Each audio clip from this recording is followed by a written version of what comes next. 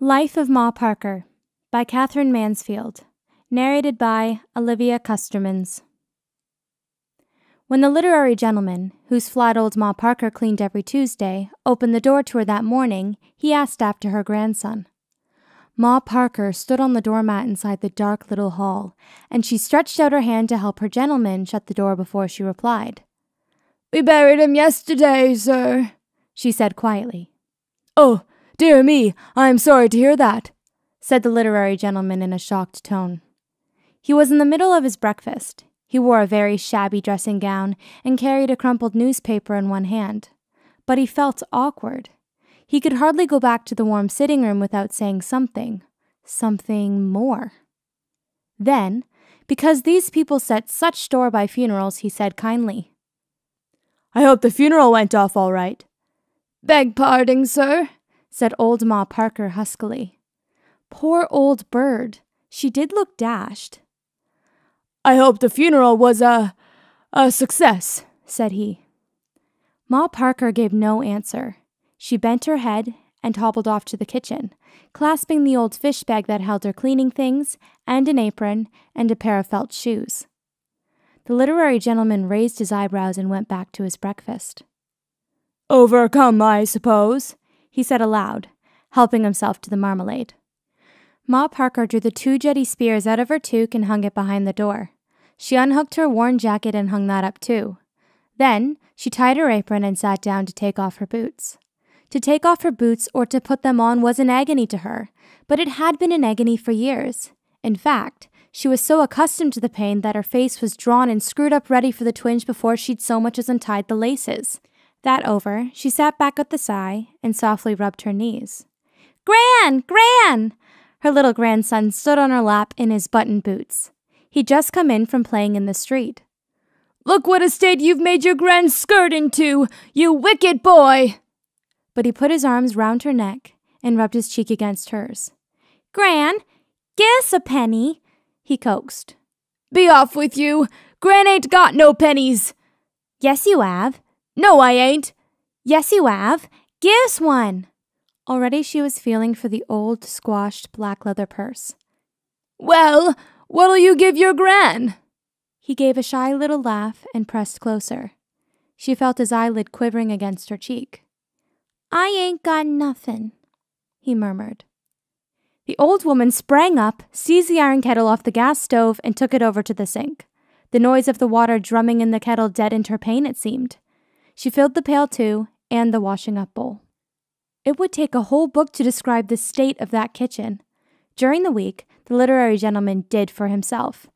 That is to say, he emptied the tea leaves now and again into a jam jar set aside for that purpose, and if he ran out of clean forks, he wiped over 1 or 2 on the roller towel. Otherwise, as he explained to his friends, his system was quite simple, and he couldn't understand why people made all this fuss about housekeeping. "You simply dirty everything you've got, get a haggin once a week to clean up, and the thing's done." The result looked like a gigantic dustbin. Even the floor was littered with toast crusts, envelopes, cigarette ends. But Ma Parker bore him no grudge. She pitied the poor young gentleman for having no one to look after him. Out of the smudgy little window you could see an immense expanse of sad-looking sky. And whenever there were clouds, they looked very worn. Old clouds, frayed at the edges, with holes in them, or dark stains like tea. While the water was heating, Ma Parker began sweeping the floor. "Yes," she thought, as the broom knocked. "What with one thing and another, I've had my share. I've had a hard life." Even the neighbors said that of her. Many a time, hobbling home with their fish bag, she heard them, waiting at the corner or leaning over the area railing, say among themselves, "She's had a hard life, has Ma Parker." And it was so true she wasn't in the least proud of it. It was just as if you were to say she lived in the basement back at number 27. A hard life. At 16, she'd left Stratford to come up to London as kitchen maid. Yes, she was born in Stratford-on-Avon. Shakespeare, sir? No, people were always asking her about him, but she'd never heard his name until she saw it on the theaters. Nothing remained of Stratford except that, "Sitting in the fireplace of a evening you could see the stars through the chimney," and "Mother always had her side of bacon, hanging from the ceiling." And there was something, a bush there was, at the front door, that smelt ever so nice. But the bush was very vague. She'd only remembered it once or twice in the hospital, when she'd been taken bad. That was a dreadful place. Her first place. She was never allowed out. She never went upstairs except for prayers morning and evening. It was a fair cellar, and the cook was a cruel woman. She used to snatch away her letters from home before she'd read them, and throw them in the range because they made her dreamy. And the beetles! Would you believe it? Until she came to London, she'd never seen a black beetle.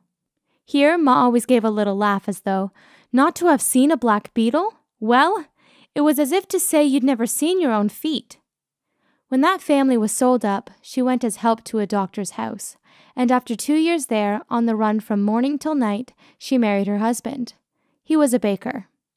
"A baker, Mrs. Parker," the literary gentleman would say, for occasionally he laid aside his tomes and lent an ear, at least to this product called life. "It must be rather nice to be married to a baker." Mrs. Parker didn't look so sure. "Such a clean trade," said the gentleman. Mrs. Parker didn't look convinced. "And didn't you like handing the new loaves to the customers?" "Well, sir," said Mrs. Parker, "I wasn't in the shop above a great deal. We had 13 little ones and buried 7 of them. If it wasn't the hospital, it was the infirmary, you might say." "You might indeed, Mrs. Parker," said the gentleman, shuddering and taking up his pen again.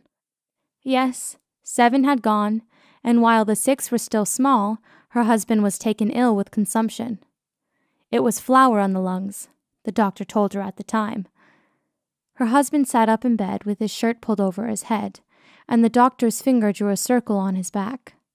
"Now, if we were to cut him open right here, Mrs. Parker," said the doctor, "you'd find his lungs chock-a-block with white powder. Breathe, my good fellow." And Mrs. Parker never knew for certain whether she saw, or whether she fancied she saw, a great fan of white dust come out of her poor, dead husband's lips. But the struggle she'd had to bring up those 6 little children and keep herself to herself, terrible it had been. Then, just when they were old enough to go to school, her husband's sister came to stop with them to help things along, and she hadn't been there more than 2 months when she fell down a flight of steps and hurt her spine. And for 5 years Ma Parker had another baby, and such a one for crying to look after. Then, young Maudie went wrong and took her sister Alice with her. The 2 boys emigrated, and young Jim went to India with the army. And Ethel, the youngest, married a good-for-nothing little waiter who died of ulcers the year little Lenny was born. And now, little Lenny, my grandson. The piles of dirty cups, dirty dishes were washed and dried. The ink-black knives were cleaned with a piece of potato and finished off with a piece of cork. The table was scrubbed, and the dresser, and the sink that had sardine tails swimming in it. He'd never been a strong child. Never from the first. He'd been one of those fair babies that everybody took for a girl. Silvery fair curls he had, blue eyes, and a little freckle like a diamond on one side of his nose. The trouble she and Ethel had had to rear that child. The things out of the newspapers they tried him with. Every Sunday morning, Ethel would read aloud while Ma Parker did her washing. "Dear Sir, just a line to let you know my little Myrtle was laid out for dead. After 4 bottles, gained 8 pounds in 9 weeks, and is still putting on." And then the egg cup of ink would come off the dresser and the letter would be written, and Ma would buy a postal order on her way to work next morning. But it was no use. Nothing made little Lenny put it on. Taking him to the cemetery even never gave him a color. A nice shake-up in the bus never improved his appetite. But he was Gran's boy from the first. "Whose boy are you?" said old Ma Parker, straightening up from the stove and going over to the smudgy window. And a little voice, so warm, so close, it half stifled her. It seemed to be in her breast under her heart. Laughed out and said, "I'm Gran's boy!" At that moment there was a sound of steps, and the literary gentleman appeared, dressed for walking. "Oh, Mrs. Parker, I'm going out." "Very good, sir." "And you'll find your half-crown in the tray of the inkstand." "Thank you, sir."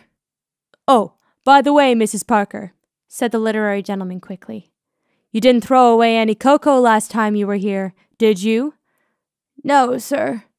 Very strange. I could have sworn I left a teaspoonful of cocoa in the tin." He broke off. He said softly and firmly, "You'll always tell me when you throw things away, won't you, Mrs. Parker?" And he walked off, very well pleased with himself, convinced, in fact, he'd shown Mrs. Parker that under his apparent carelessness, he was as vigilant as a woman. The door banged. She took her brushes and cloths into the bedroom. But when she began to make the bed, smoothing, tucking, patting, the thought of little Lenny was unbearable. Why did he have to suffer so? That's what she couldn't understand.